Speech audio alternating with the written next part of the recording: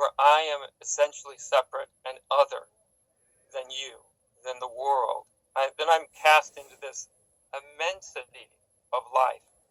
And basically, I'm this small, seemingly insignificant being trying to make my way in this immensity of life. And then I have this sort of identity. Now, the separate identity isn't ultimately, it's not a very good definition of who we are, of what we are. And so because it's not a good definition of who we are, it has inherent limitations to it, right? I'm just this one little insignificant person in this vast world. That's kind of a big way of stating the separate identity. But whenever we carry an identity that's not really true, not really who we are on a deep level, then that identity in some sense is fraudulent, right? So there's a sense of emptiness that comes with it. Again, so when I call it fraudulent, I don't intend to be judging it as good or bad or right or wrong. It's just a way of saying when we identify with something that's not really who we are, we're identifying with something that can't actually contain and hold our identity. So it's fundamentally not real. So even at a deeper level than, I guess you could say, the psychological level and how we get socialized into all this and everything else, at a deeper level, what I think of is almost like an existential level. There's the whole experience of separation is based upon an identity that's not really an accurate representation of who we are. In that sense, it's not real.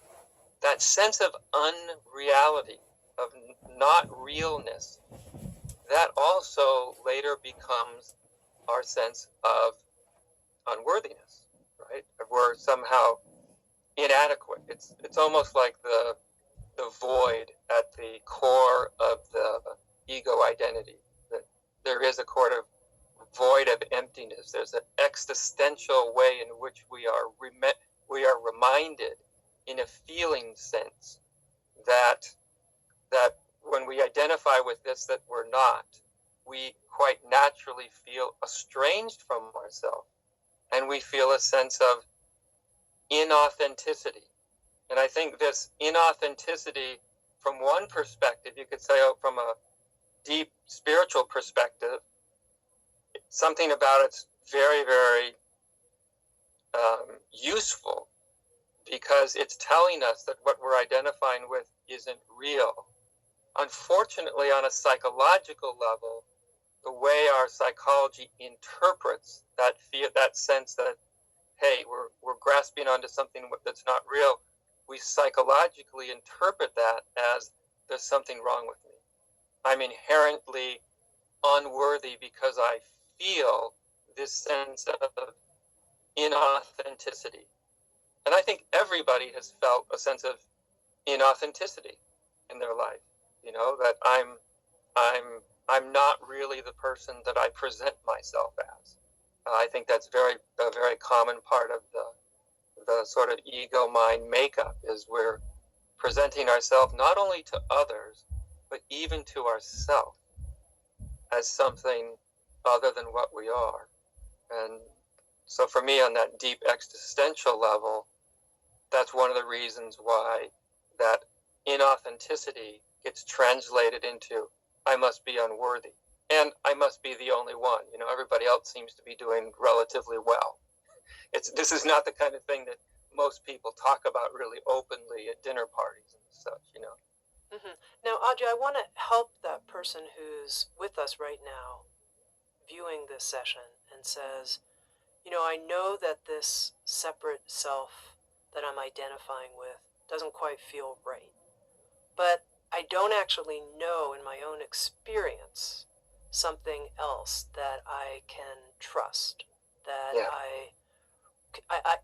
I hear in spiritual teachings, it's pointed to different people as part of this summit have talked about the meta self or the transcendent self, but I don't really know that. How can I use this experience of unworthiness and feeling separate as a gateway, if you will, to this deeper knowing of this big self, or however you would describe it?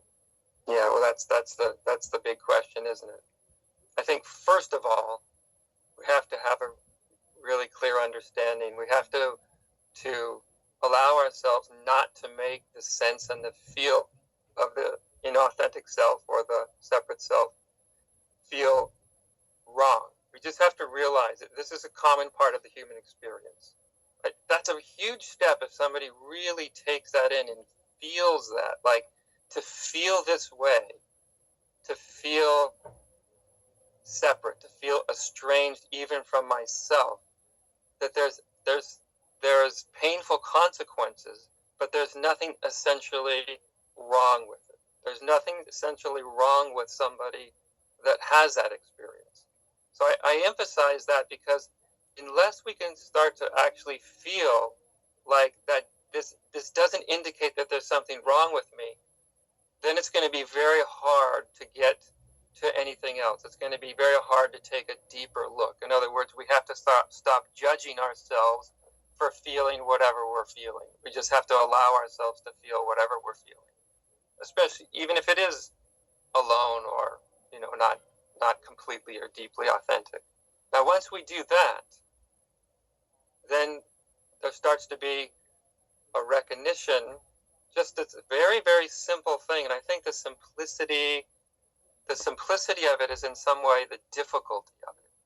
Because as soon as you recognize that you are in some way experiencing and feeling being a self that's separate from everything else, that to just allow the attention, literally to allow your attention to kind of relax, almost like when you lay down in the grass on a warm summer day and you just sort of let your mind relax.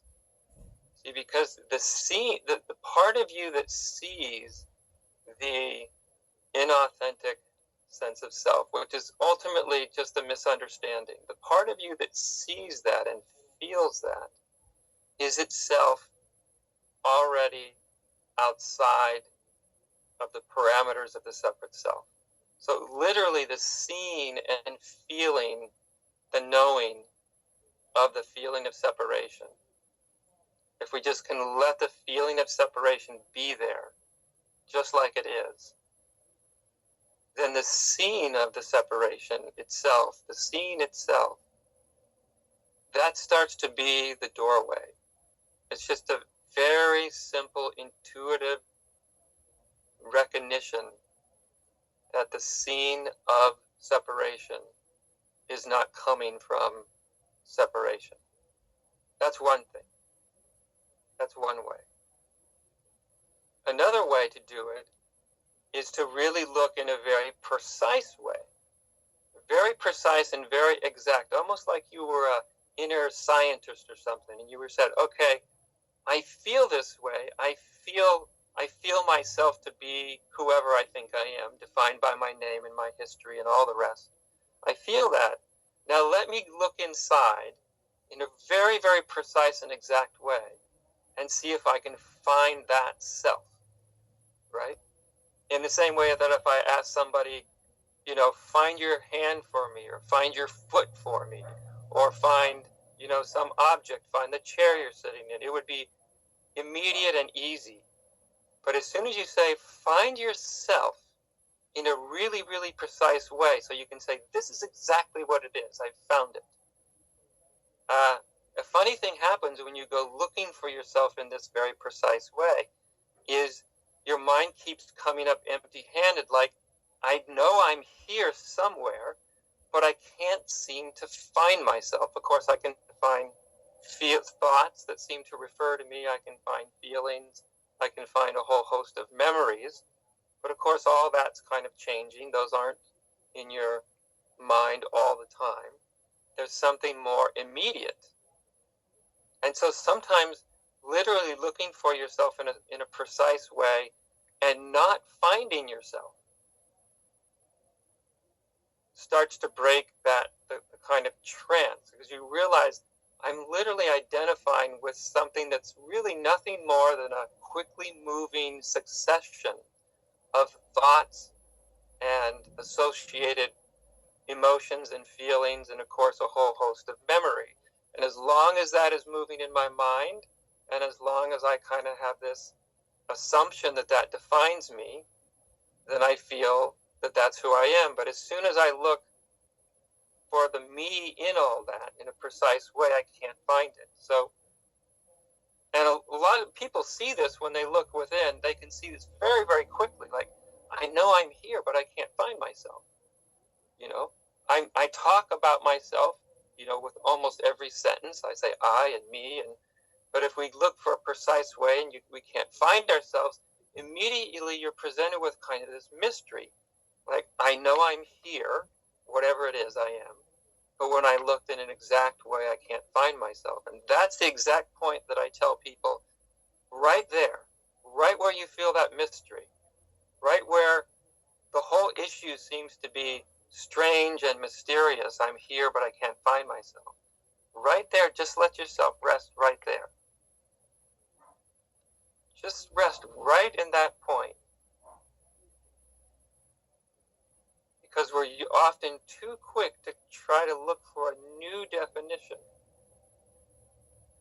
instead of just noticing, I can't find myself, but I am. I am here. And so in a certain sense, what you're doing when you do this is you're stopping right in that sense of I am. I know I am, even if I can't find myself in a precise way. I am. And you're just stopping in that sense of I am. And when there's no definition to it, the sense of being confined by a definition starts to become looser. And you actually start to feel that you, whatever you are, is sort of a mystery, right? Not in the final say of things, we can come to a deeper realization than that, but that's the doorway, is to feel ourselves to be a living, breathing, conscious mystery. I'm here, but I can't find myself, but I'm here. That moment of deep paradox, it also starts to break down the boundary, the imaginary boundaries between oneself and the rest of life. Because if you experience yourself as a kind of mystery, that experience of mystery has no boundary, it has no definition. And so letting yourself experience that also can go a long way towards a kind of clarification about one's true nature. Now, I have to pick up on one thread, Adya. You said, we begin with this sense of mystery, but further on we can say more about what we discover about this mystery. What did you mean by that? Well, if we keep going into that, so right, okay, I have this mystery, this sense of I am, but I can't find the definition for it. What's important to realize is we're not actually looking for a better definition of self, because any definition is going to, re-encapsulize us. It's gonna shrink us down into something. It's going to shrink us down into whatever our definition is, right? So when we embody that sense of mystery, we start to experience ourself in a whole different way. Like I said, it's not that you have to redefine yourself, but you start to experience that what you are, if you really start to look at it and feel into it, something without a boundary, without a definition. And in Buddhism, we would call that a kind of emptiness, void, empty of definition, empty of boundary. People get all hung up that emptiness is some sort of profound, metaphysical or philosophical idea, but actually we can touch into that relatively quickly. That who we are is actually empty of these strict defining characteristics. And yet, that which has no strict defining characteristics, no borders, no outline, is obviously conscious. It's one thing you can absolutely know. Whatever you are is completely conscious. And what this does, Tammy, is it starts to break our definition of ourselves as simply a thing or someone. If we let go far enough into this, all of a sudden we'll start to experience self to include our total environment as well as our humanity. In other words, our sense of self starts to become, well, everything around us as well. And it also includes, I might add, because sometimes people get concerned about this, like, will I just end up to be an amorphous blob of nothingness floating out there in consciousness? That would be another kind of definition, so that wouldn't really be true. But it's not like you lose any sense of being a human being. You still have your humanity. You still have your, that uniqueness of your personality. You still have every single part of you that you ever had before is still there. And it's not like that isn't you. It's just that it's not exclusively you. Now, Audra, one of the things I've heard you teach on is how when it comes to a deep kind of healing, if you will, of this core wound of unworthiness, that sometimes when people receive a diagnosis of a terminal illness or they're otherwise approaching death, that they're able to come into contact with a kind of deep healing that may have eluded them during their lives. And I wanted to bring this up because I want to see if we can bring that kind of intensity right here to the Self-Acceptance Summit for people, that they don't have to wait until they're on their deathbed to have the kind of discovery that you are pointing to here in talking about people who are dying. And I wonder if you can talk some about that. I know you've worked with different people who are dying and you've seen the process they've gone through in terms of self-acceptance. Yeah, well, death, Tammy, is such a powerful thing because if we all just imagine together for a moment, imagine that you were dying, and imagine everything that death can take away from you, right? It's going to take away your memories. It's going to take away whatever your current definition is of yourself.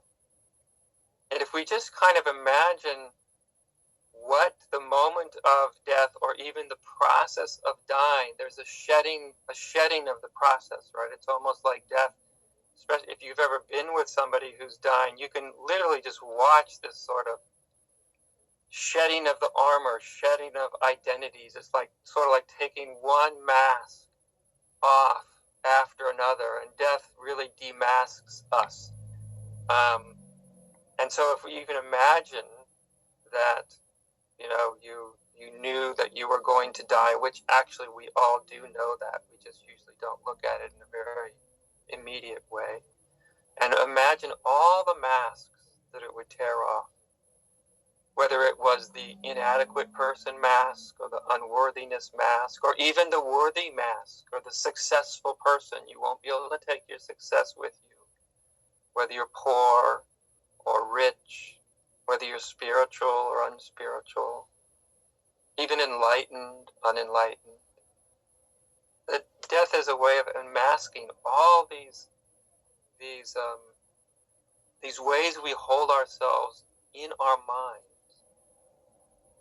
And there's something about the intensity, the sense that you can't negotiate with death.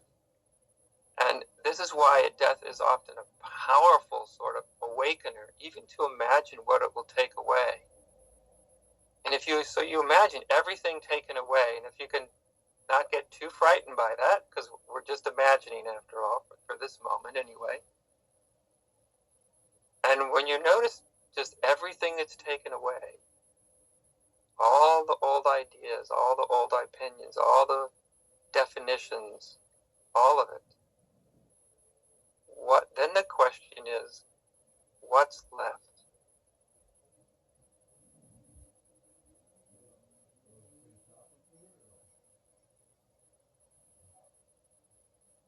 Because that sense of what's left, when there's no mask on, when there's no pretense, when we've let everything been taken away,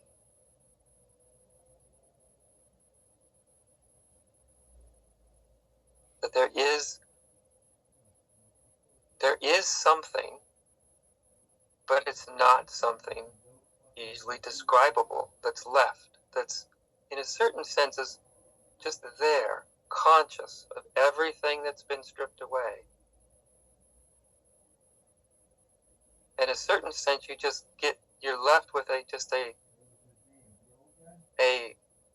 simple sense of being, aware, conscious being.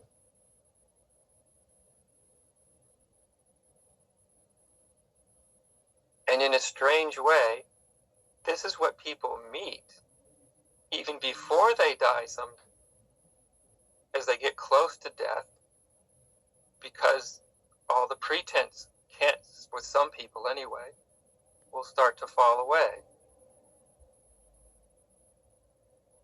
And in a certain sense, the deeper forms of spiritual practice, whether we talk about it in this context or not, they're almost like a dress rehearsal for death, because when all the talk in spirituality of letting go and non-attachment and all that kind of stuff that we so easily turn into just more ideas, but if you do like just this little death exercise, what death will take away, then you get a much more visceral sense of what letting go really is, what non-attachment really is. But don't get too afraid, because notice that there's still something there, right? It's not something you can grasp, it's not something you can easily define, but there's still something there. And to recognize that while we're alive, to recognize that perhaps in this very moment, it's not as scary as we think. Actually, it's just the opposite. That state of being, that simple state of conscious being, if anybody has any sense of it, now when that starts to look back or look within to your own humanity, because here now we all are, I'm in front of a computer screen, I'm here, my humanity is here, all the strengths and weaknesses, all that's here. But how does that look? How does that simple sense of being feel about all of you? And if you really feel into it, it's a total embrace of your entire existence, just as it is. It's like it's been a complete embrace from the very beginning. And so really we don't lose anything essential in this kind of investigation. It's actually deeply healing to, like I said, we still at this moment still have our whole humanity right here with us. And yes, that simple sense of being, there's not a judgment about it. There's not a whole bunch of opinions about it. There's not you might feel that there's really no necessity of creating new boundaries again, new self-definitions again.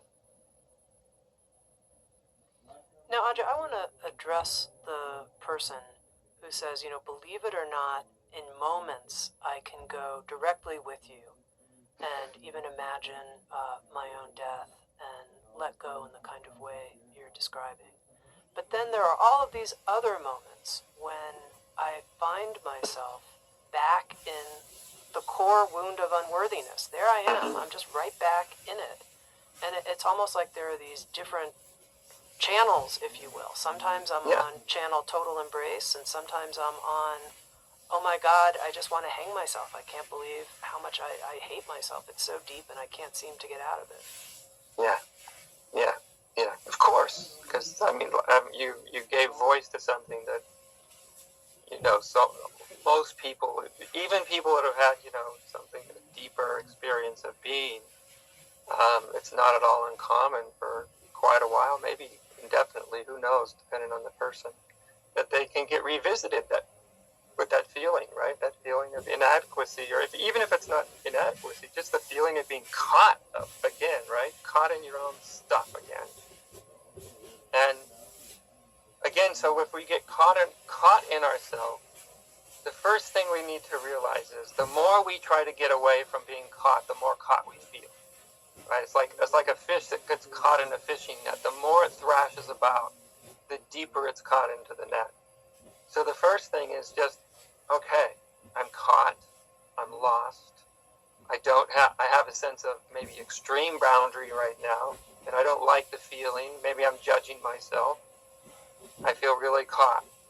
My question would be then, okay, can I allow myself, and always make it a question, never make it a demand, can I allow myself for just a moment to be as caught, as confused, and feeling as bad as I actually feel? Can I just let myself experience that for a moment? Not as a place to stay forever, but as a way of opening a doorway. So can I stop resisting, pushing against the feeling of being caught and bound and struggling? Now, as soon as we can allow ourselves to be that way, to be as caught as we are, to be as bound as we might feel in any given moment,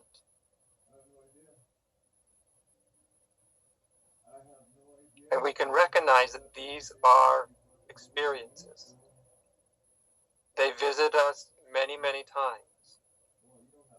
They do have the tendency to come, to grab you, and then to go. You forget about them as soon as you're involved in something else. So recognize these are experiences that by the nature of them, there's nothing permanent about them. They don't last forever.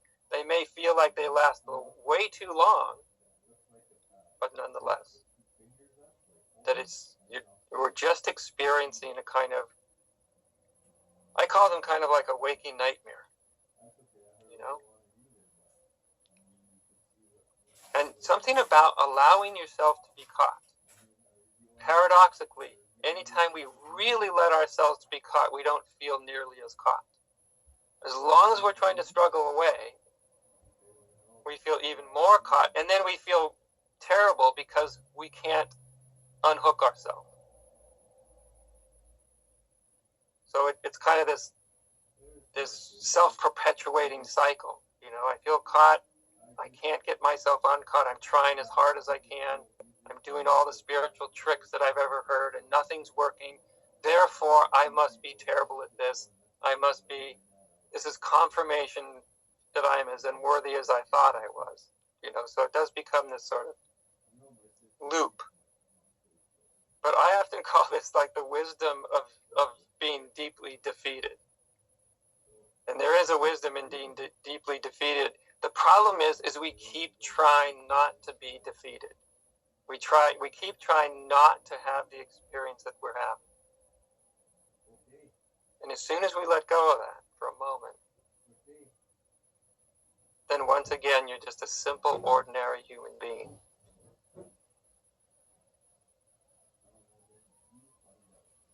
And it allows you to just kind of recover a sense of, a subtlety of feel, a subtlety of perception that mysterious sense of being is right there in the middle of being caught.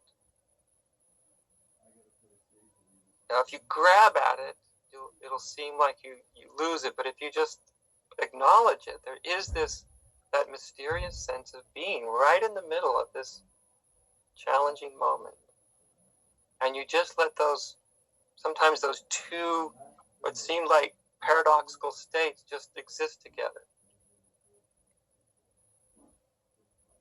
Now, Audrey, one thing I want to point out is for, I think, some people in that experience of being defeated, admitting they're caught, it can be quite painful in that moment. It's like, oh my God, this hurts so much. The reason I didn't want to be with this state is because this is excruciating. Yeah, I think that's why we usually avoid this. But it's really important to see, Tammy, that is to really see the difference between, even in a very excruciating emotional experience of turmoil, and looking really precisely at how much of this turmoil am I generating through me thinking about it. In other words, what's just the raw experience that runs through my system, through my nervous system, through my, the marrow of my bones, through everything. What's the experience?